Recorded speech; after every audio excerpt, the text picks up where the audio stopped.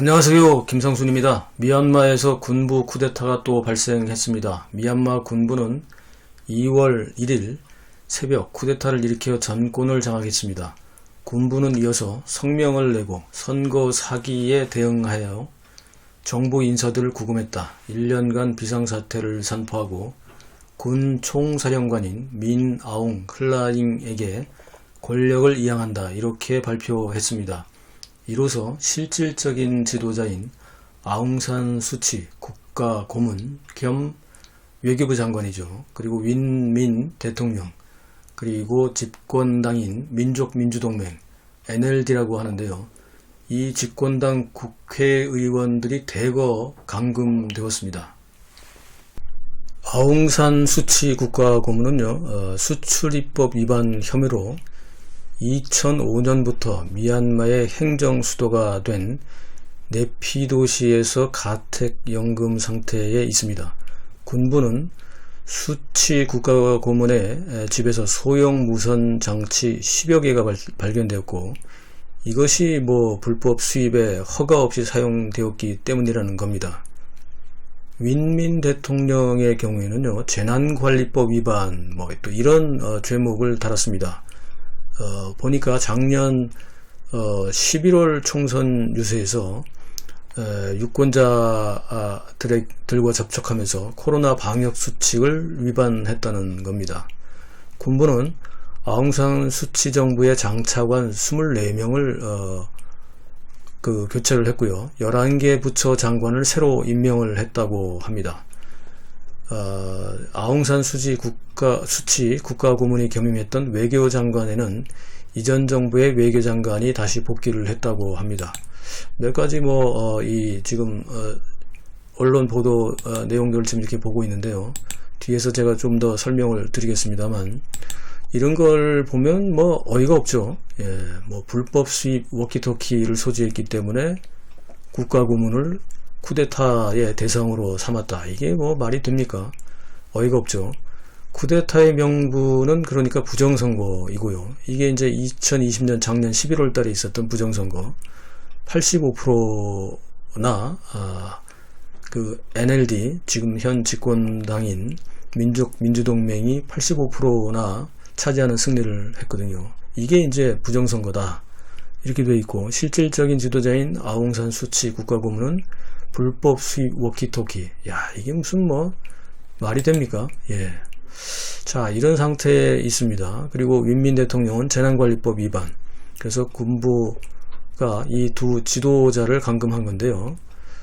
그 외에 집권당 국회의원 등 한 400여 명이 각종 죄목으로 감금했다가 미얀마 국민들의 반응이 심상치 않자 400여 명 중에서 대부분을 3일 집권당 국회의원을 포함해서 귀가 조치를 했습니다만, 그러나 주요 지도자라든지 민간의 민주화 지도자들은 계속 구금 상태에 있습니다.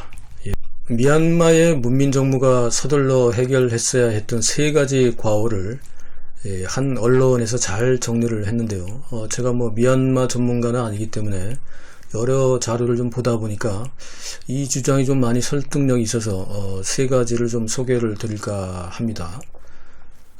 첫 번째로는요, 첫 번째는 여기 잠깐 화면이 지나갔는데, 첫 번째는 불완전한 미얀마 헌법을 수정했어야 한다는 건데요. 이 첫 번째 조항에 보면 세 가지가 좀 이상한 게 있어요. 그러니까 현 미얀마 헌법은 국회의원 4분의 1을 군부에서 할당을 했습니다. 군부에 할당을 한 거죠. 그리고 그것뿐만 아닙니다. 두 번째는 국방과 내부 치안 등의 주요 장관에 대한 임명권이 군부에 있습니다. 그러니까 국회의원의 4분의 1을 군부가 결정하고, 또 국방과 내부 치안 등 주요 장관 임명권이 군부에 있습니다. 이게 말이 됩니까? 게다가 결정적인 것 세 번째는요, 2008년에 설립된 국방안보평의회라는 데가 있는데, 이 국방안보평의회가 국가 비상사태를 언제든지 선포만 하면 대통령의 권한이 군 총사령관에게 자동으로 넘어간다는 거예요. 이건 국민을 위한 헌법이 아니라 군부를 위한 헌법이지 않습니까? 그러니까 이 불완전한 미얀마 헌법, 이것이 이 세 가지나 군부에 유리한 이것을 바꿨어야 되는데 이걸 못 바꾼 겁니다. 그래서 첫 번째는 불완전한 미얀마 헌법을 수정했어야 되는데 이걸 뒤로 밀었다 이겁니다. 두 번째 내용을 봐도 좀 그런데요. 헌법에 명시된 아웅산 수치의 대통령 입후보 자격 제한 조항인데요. 이 헌법에 뭐라고 되어 있냐면 외국인 배우자 혹은 외국인 자녀를 두면 대통령이 될 수 없다 이런 조항이 있다고 합니다.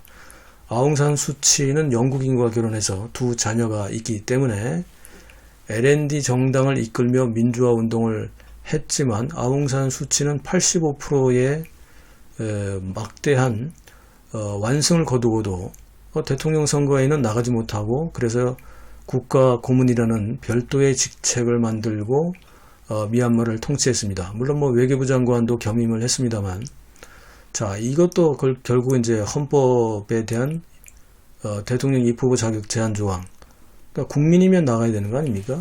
이것이 이제 그 아웅산 수치 혹은 민주화 운동을 했던 이쪽 파들이 좀 너무 좀 서두르지 않았기 때문에 그런 게 아니냐 이런 거고요. 세 번째가 이제 아웅산 수치의 정치력 부족과 결단력 부족이 이번 군부 쿠데타의 원인이다 이렇게 언론에서 보고 있습니다. 제가 봐도 그런 것 같습니다. 왜냐하면 이게 나약하게 군부와 타협을 통해서 민주화를 해 나갈 수 있다고 판단했다. 기자는 이렇게 썼는데요. 실제로 예를 들면 작년에 우리 그런 뉴스 많이 봤죠. 군부에 의해서 작년 말에 그리고 작년 내내 저질러진 소수민족 로힝야족이라고 저도 많이 기억이 나는데요. 인종청소를 군부에서 했는데 여기에 대해서 사실은 아웅산 수치 여사가 침묵하거나 또 일부는 옹호하는 발언을 했습니다. 그거 기억나시죠? 그러다 보니까 이런 측면에서 이 세 가지 지금 언론에서 요약해서 뽑아놓은 이 세 가지 과오죠. 어떻게 보면 빨리 이것을 했었어야 되는데 이걸 하지 못했기 때문에 다시 군부가 나설 수 있는 그런 빌미를 줬다 이렇게 지금 판단을 하고 있습니다. 미얀마에 대해서 아주 간단하게 먼저 정리를 좀 해보겠습니다. 미얀마는요 1885년부터 1947년까지 약 60여 년 동안 영국의 식민 통치를 받다가 1948년 독립을 했습니다. 독립운동 중에 현 지도자인 아웅산 수치의 아버지인 아웅산이 살해되었었고요. 그러니까 독립하기 전에 살해가 됐죠. 첫 군부 쿠데타는 1962년 내윈 장군이 일으켰고 이때 국호를 원래 우리가 버마라고 많이 저도 기억을 했었는데 62년에 국호를 버마에서 미얀마로 변경을 했고요. 80년대까지 장기간 독재 정권을 유지했다고 합니다. 1988년부터 미얀마 민주화 운동이 일어나면서 아웅산 수치는 민주화 운동의 지도자가 되었고 1991년에는 아시다시피 노벨 평화상까지 수상을 했죠. 그런데 미얀마는 2011년에 비로소 일부 민주화 조치가 이루어졌고요.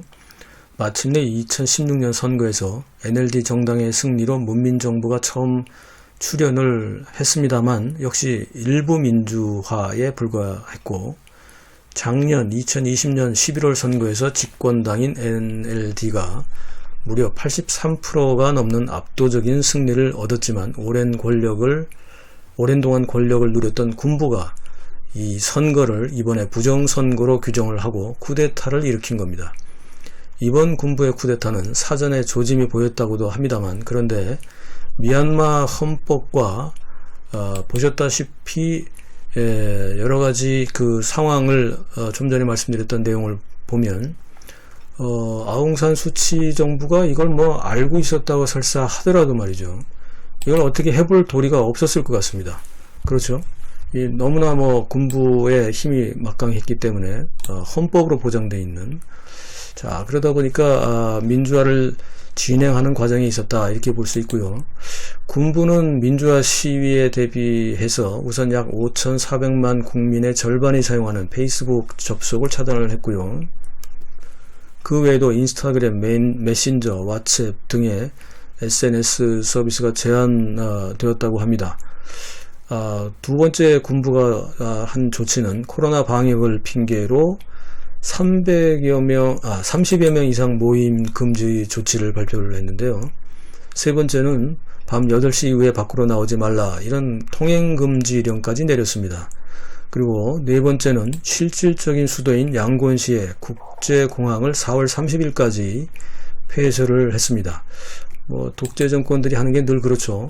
자, 미얀마의 실질적인 지도자인 아웅산 수치 여사가 각국의 정상들과 이렇게 지도자들과 정치를 합니다만, 이런 것들이 아까 언론에서 지적한 대로 헌법을 빨리 고쳤어야 했는데 그것을 못한 것이 지금 현재 이런 군부에게 다시 기회를 줘서 쿠데타까지 연결되도록 된 것 같습니다. 물론 아웅산 수치 여사도 이런 생각을 했겠지만 상당히 여러 측면에서 군부의 힘이 너무 막강했다, 이런 것이 지금 자료를 보니까 이렇게 나오고 있습니다.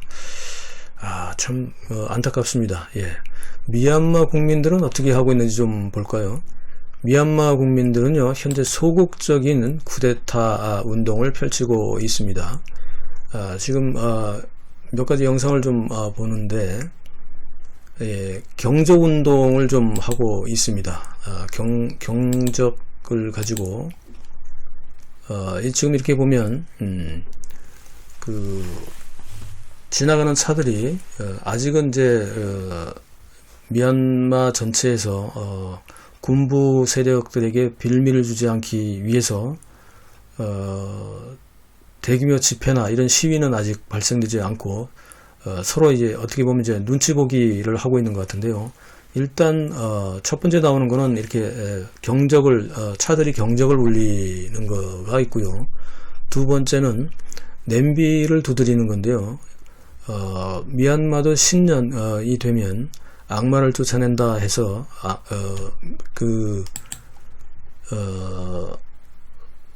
냄비를 두드려서 소리로 악마를 쫓아내는 그런 풍습이 있다고 합니다. 세 번째는 세 손가락 경례인데요. 아까 잠깐 화면에서도 보셨겠지만 사진 화면에서 보셨던 것처럼 세 손가락으로 이건 이제 태국에서 민주화 시위에서 군부 축출을 의미하는 세 손가락 경례, 이것을 이제 여기서도 하고 있고요. 네 번째는 이제 SNS를 통해서 해외에다가 전파를 하고 있습니다. 군부 쿠데타 반대 지지를 호소하는 거죠. 다섯째는 이제 촛불 켜기입니다. 아직은 시위 집회가 없지만 그러다 보니까 각 가정에서 창틀에 촛불을 켜면서 군부 쿠데타에 대한 반대 의사를 서로 확인하고 있습니다. 미얀마 국민들이 점차 소극적 시위에서 적극적인 대규모 시위 조짐을 보이자 군부는 2월 3일 집권 민주주의 민족동맹 소속 의원 등 구금했던 400여 명 대부분을 석방을 했지만, 그렇다고 해서 군부 세력이 스스로 물러갈 것까지는 않습니다. 이건 여론 무마용으로 보이고요. 미얀마 군부가 실질적으로 가지고 있는 목적은 분명하다고 봐야 됩니다. 군부는 일단 아웅산 수치의 정계 은퇴와 NLD 정당의 와회로 자기들이 계속 군대의 힘으로 미얀마의 정치를 독점 장악하겠다는 것이 이제 목적이기 때문에 미얀마는 사실상 이번 쿠데타 정국이 실질적인 민주화로 갈 수 있을지, 아니면 다시 군부 독재 체제 하로 굴욕적인 삶을 살아야 할지, 이 중대한 시점이 있다고 보여집니다.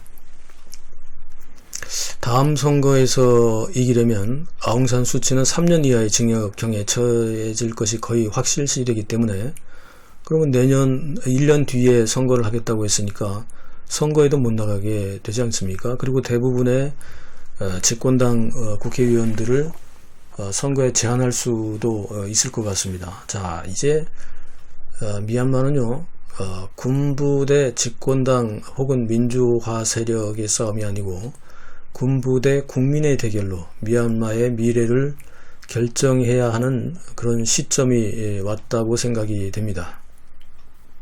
자, 일단 내용을 좀 정리를 해봤는데요. 여러분들은 어떻게 생각하십니까? 미얀마는 어떻게 보면 군부 직접 독재 국가에서 아웅산 수치 문민정부가 출범하여 통치하는 기간에도 사실상 정권을 놓지 않았었고요. 언제든지 뭐 뒤집을 수 있는 거죠. 비상사태만 선포하면 되니까. 자, 그러다 보니까 결국 이렇게 보니까 아웅산 수치 정부는 바지사장에 불과한 격이 됐습니다. 그렇지 않습니까? 실권은 군부가 가지고 있고 언제든지 비상사태만 선포하면 최고사령관이 총사령관이 최고 지도자가 되는 구조였습니다. 이게 어떻게 헌법에서 보장이 되고 국민들이 이것을 바꾸려고 하지 않았을까요? 자, 다시 보면 아웅산 수치 문민정부는 바지사장에 불과했고 군부 간접 독재국가, 즉 군부 직접 독재국가에서 군부 간접 독재국가로 잠깐 바뀌었을 뿐인데요. 자, 이런 사태를 그렇다고 해서 일단 문민정부가 들어서서 민주화를 맛봤던 미얀마 국민들이 그냥 당하고 있지는 않을 것 같습니다. 그렇죠? 자, 일단 미국을 비롯한 G7 국가들하고 EU는요, 공동성명을 통해서 미얀마 군부의 쿠데타를 규탄하고 있습니다. 뭐 당연히 그렇게 하겠죠. 그런데 이제 오늘 주제가 사실은 제가 이 주제로 오늘 정한 게 이 과정에 중국 공산당, 이 중공이 뒤에 있다는 거예요. 좀 더 긴 얘기는 토요 소통 시간에 제가 다 따로 말씀을 좀 드리겠습니다만 오늘은 간단하게 중국 공산당은 현재 미얀마 사태에 대해서 표정 관리하기에 여념이 없는 것 같습니다. 뭔 걸 해봤는데 이게 됐다는 거죠. 어떤 거냐 하면 이번 그 군부 쿠데타의 배후에 중공이 있다 이런 의견들이 뭐 사실상 많습니다.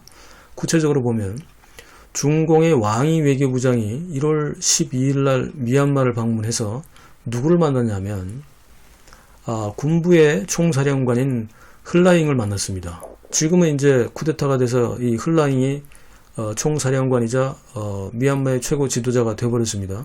자, 그럼 미리 만났다는 거죠. 1월 22일 날. 그런데 그때 당시에 뭐 미얀마에 가서 군부 총사령관을 만날 이유가 있나요? 대통령하고 물론 수지 여사도 만났습니다만 따로 이렇게 만날 이유가 없죠. 자, 그리고 중국 외교부는 사실상 이 회담 1월 12일 수치 여사와의 면담보다도 흘라잉 총사령관을 만난 회담에 대해 외교부 웹사이트에 이렇게 올라와 있습니다. 주목을 하고 있었다는 거죠. 그러니까 목적성이 분명히 있었다는 건데 왕이 외교부장이 미얀마 군부의 합당한 역할에 지지를 밝혔다. 흘라잉 총사령관은 군부의 적극적 역할을 강조했다. 이 뭔가 좀 냄새가 나지 않습니까? 이렇게 기록되어 있는데요. 중국 외교부 웹사이트에 이렇게까지 아주 요약해서 서로 간에 왕이 외교부장과 흘라잉 총사령관이 만나서 서로 간에 합당한 역할을 지지하고 적극적 역할을 강조했다. 이런 얘기들을 왜 할까요? 이거 뭐 너무 냄새가 나죠. 물론 이제 중공은 미얀마의 군부는 물론이고 아웅산 수치 여사나 정부 관계자들도 만났습니다만 사실상 누가 봐도 이건 뭐 제가 좀 전에 말씀드렸던 대로 군부 간접 독재 국가 아닙니까? 결국 실세를 만났고 그것이 흘라잉이었다는 얘기죠. 이제 그 중공 같은 경우는 미얀마하고 국경을 바로 맞대고 있습니다. 그리고 이 미얀마를 통해서 이 인도양 쪽으로 물론 파키스탄을 통해서도 합니다만 이쪽에 사실은 바로 인접해 있기 때문에 미국에게 미얀마가 넘어가게 되면 사실은 굉장히 힘들죠. 그러다 보니까 이제 미얀마에 대해서는 상당히 많은 공을 들이고 있는 것 같은데 미리 1월 12일 날 방문을 했다. 그리고 사전에 교감이 있었다. 이건 뭐 뭔가 좀 숨겨진 의미가 있을 것 같습니다. 그렇지 않습니까? 이제 뭐 좀 더 지켜봐야겠습니다만 중국은 미얀마의 최대 교육국이기도 하고 미얀마는 쌀, 콩, 뭐 옥수수, 참깨, 수산물, 고무 이런 것들을 이제 중국에 수출을 하고 중국으로부터는 이제 기계, 플라스틱 원료 등 원자재와 소비재를 중국으로 수입을 하는데요. 게다가 인건비가 상승이 돼서 중국의 노동집약형 공장들이 대부분이 동남아로 이전하는데 미얀마로도 많이 가 있습니다. 그리고 중국의 미얀마 투자가 전체 미얀마 외국인 투자의 38% 이렇게 뭐 최대를 차지하고 있을 정도니까 그런 의미도 있고요.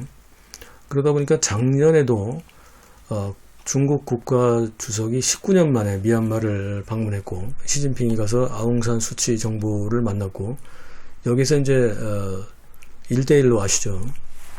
동남아에서 계속 죽을 쓰고 있는데 미얀마하고 다시 그 1대1로와 연관돼서 프로젝트 33개를 계약을 했다 이런 내용도 있습니다. 뭐 이러다 보니까 이제 계속해서 미얀마에 대한 중국이 영향력을 발휘하고 있었고 발휘하려고 하고 있고 이런 거죠. 물론 이제 수치 정부는 미국이나 서방 국가들하고도 소위 말하면 양다리 전략을 쓰고 있었습니다만 이런 측면에서 군부와의 이런 접촉에 대한 부분을 좀 더 긴장했어야 되지 않느냐 이런 생각이 듭니다. 작년부터요 중공이 제가 영상으로도 좀 보내드렸는데 미얀마 중국의 국경지대에 설치하던 장벽 아직도 하고 있잖아요. 근데 그때 당시에는 이제 이걸 이렇게 해석했죠. 중국에서 오히려 이제는 미얀마로 공장들 이전해서 회사가 없어지고 실업자가 많이 생기니까 기술자나 일반 노동자들이 미얀마로 밀입국을 하는 거죠. 그래서 그걸 막기 위함이었다 했는데 사실 그거 가지고 많이 부족했거든요. 그런데 이번에 좀 드러났습니다. 뭐냐면 미얀마가 아직도 종족 갈등이 많으니까 작년 뭐처럼 로힝야족 인종학살 등등을 통해서 난민들이 대거 중국으로 오지 않을까 혹은 미얀마에도 지금 코로나 사태로 힘들죠. 그래서 그런 코로나로 인한 이걸 또 막기 위한 그러니까 거꾸로 얘기하면 이제 두 가지가 다 되는 거죠. 중국인들의 불법 미얀마 이민 혹은 뭐 불법 취업 이것도 막아야 되고 사실상 중공의 목적은 미얀마나 이런 동남아 지역에서 상당히 불안한 그런 정세가 앞으로 연출될 수 있다. 그렇다면 대규모 난민이 밀려오지 않도록 미리 소위 말하면 멕시코 장벽 같은 거를 미리 흉내낸 게 아니냐 이런 목적이 있는 것 같습니다. 지리적으로 봐도 이제 중국과 국경선을 맞닿고 있는 미얀마는 중공의 입장에서 보면 미얀마의 친미 정권이 들어서는 것이 뭐 달가울 리가 없겠죠. 그러다 보니까 미얀마 군부와 오히려 더 친밀한 관계, 왜냐하면 실질적인 권력을 갖고 있으니까 그런 측면에서 왕이도 가서 작업을 하지 않았겠느냐 1월달에. 그리고 작년에 시진핑이 가서 또 만났고, 자 이런 측면에서 봐야 되는데요. 어떻게 보면 지금 미국이 지금 새롭게 정부가 들어서서 아시아 그 태평양 전략을 짜고 있는데 미얀마도 이제는 굉장히 중요한 미중 양국의 중요한 충돌점이 된 것 같습니다. 자, 이 내용은 토요 소통 시간에 제가 또 따로 그 자리를 만들어서 내용을 좀 분석을 하도록 하겠습니다. 한 가지 재밌는 영상을 보여드리면서 마치도록 하겠습니다.